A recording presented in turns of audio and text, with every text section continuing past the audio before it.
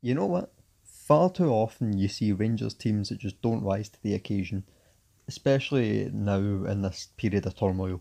Just teams that don't fight for tackles, don't chase balls, they don't even mark men sometimes. But this game was just so different from what we've been experiencing. It was tackles, it was just wanting the game, and that is exactly what I wanted. I wanted players to want the fucking game.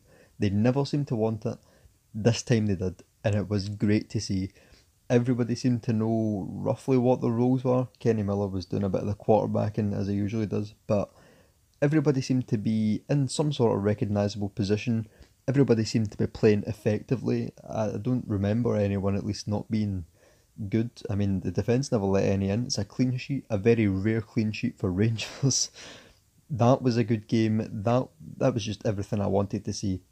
Now, to recap the goals, the first goal was a penalty by Tavernier, and it happened because of just a silly tackle. It wasn't really a tackle. It was more of a fair attempt to get the ball, which clearly impeded a man. Holt went in for it, and yeah, got taken the fuck out. Tavernier kicks it in straight down the middle. I was kind of worried because I thought it hit the keeper. I'm still quite sure it did hit the keeper, and it went in. We were 1-0 up. I still was so nervous because 1-0 leads me nothing when you're Rangers in this day and age.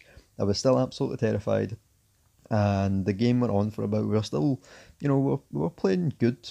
It wasn't, anything special, but it was good, especially considering how terrible we've been lately.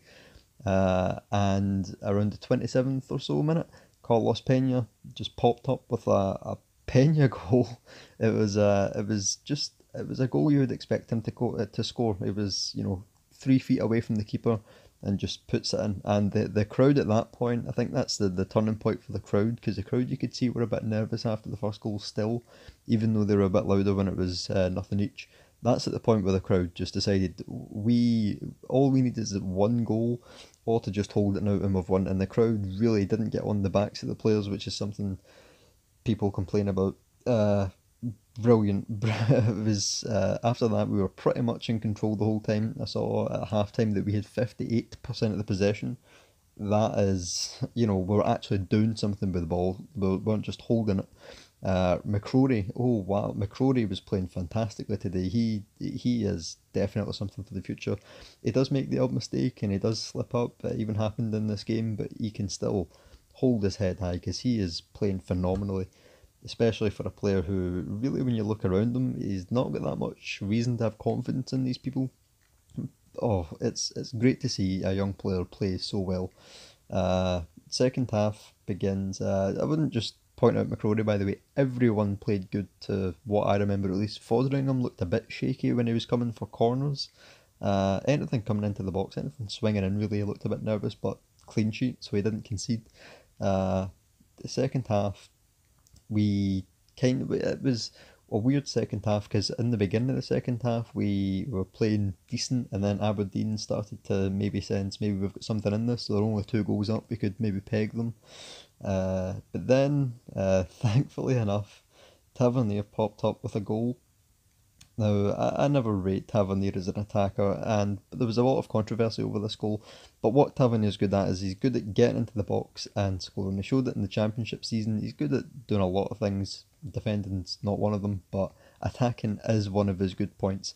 So he gets into the box, puts another goal in. At this point, I was seriously thinking, maybe this could be 4, 5, 6. I don't know. I was going wild, but he scored that. There was a lot of debate of whether it was offside. At the times when I saw it through the replays, and at first, obviously, I thought it was onside, but I could be wrong. I'm not a robot. I can't tell whether it was actually offside or not, but it looked on to me.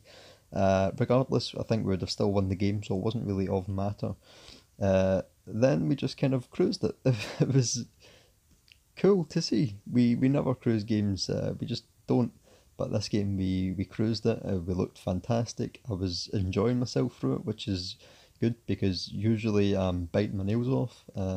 Had a good game, seen it out. We're playing very comfortable passing play, and it's at that point, 3-0 up. I thought there was no reason to even worry about losing the game. So I was just watching players individually and seeing how well everyone was playing, just how composed everyone was. There was a lot of tackles in this game. There was a red card. Christie gets sent off for, well, it was a second defence, but it was from the back, and it did look, kind of dangerous to me. It wasn't going to kill him, but it did seem a bit dangerous. Yeah, Christie gets sent off. That was the only red card, but there was a lot of fouls in this game, as I kind of expected.